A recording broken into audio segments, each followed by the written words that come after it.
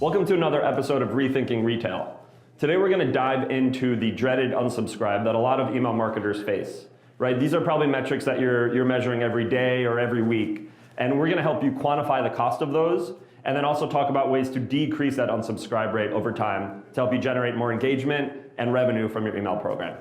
Let's dive in. So let's observe some facts that we've learned from unsubscribe. We looked at about 3 million email addresses that have unsubscribed from retail marketing lists and found that majority of them, 77% of them, are non-buyers. Customers that likely signed up for your email program for a deal, didn't convert, and then ultimately opted out from your communications. We then found for customers that did make a purchase that they typically unsubscribe after that first purchase. Right? So again, another reason why you need to focus really hard on your one-time buyers, because after they make that purchase, there's a much lower likelihood of them converting again, and they're also unsubscribing from your list. So you're losing the opportunity to remarket to them. Let's talk about the timing now to help you in the next phase of decreasing your unsubscribe rate.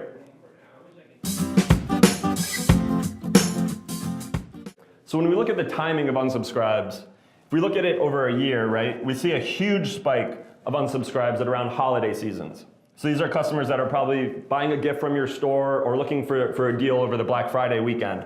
So it's not surprising to see a huge lift in unsubscribes here.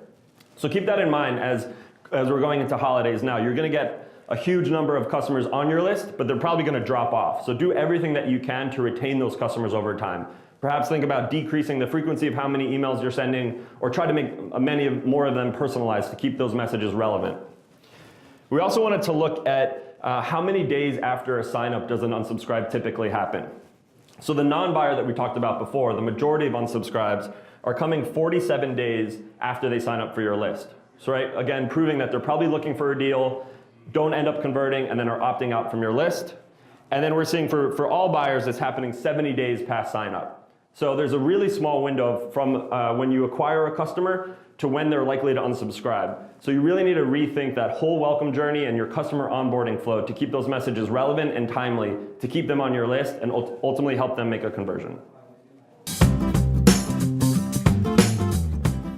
So let's try to put all these things together and help you quantify the cost of your unsubscribes. We looked at retailers with an AOV of $50 and an AOV of $100 to understand the true cost of an unsubscribe. And the way that we calculated these numbers was by observing two different cohorts of customers who have made a purchase.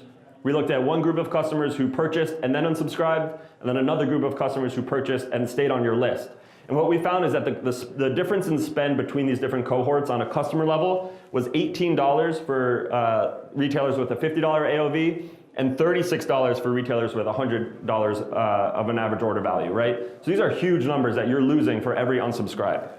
If we try to roll this up at a higher level, for every 10,000 unsubscribes of customers that are opting out from your list, that's about $180,000 in potential revenue, or $360,000 in potential revenue for retailers with a higher AOV, right? So every 6 months, or every 10,000 unsubscribes, they're costing you a lot of money. So obviously with that in mind, let's talk about ways to decrease that rate.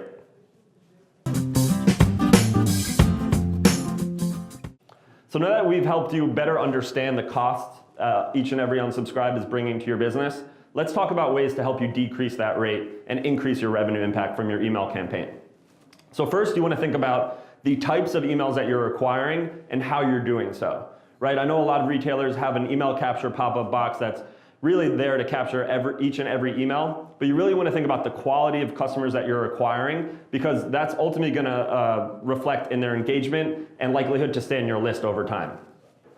You then want to sort your email campaigns in descending order based on their unsubscribe rates, and work to optimize the most troubling campaigns that are bringing in a lot of unsubscribes to your business. So you can think about things like messaging and the targeting and the timing behind your campaigns, and make some tweaks there to reduce that rate. And then lastly, you should be taking advantage of Bluecore's likely to unsubscribe predictive filter. This can automatically take customers out of your triggers or your batch campaigns based on their predicted likelihood to unsubscribe, right? So customers with a high likelihood to unsubscribe, obviously you don't want to email them that day. Let their inbox cool down a little bit, and only email them when they're have a lower likelihood to unsubscribe. You can think about pushing those customers to Facebook and communicating with them outside of email. to not risk that unsubscribe.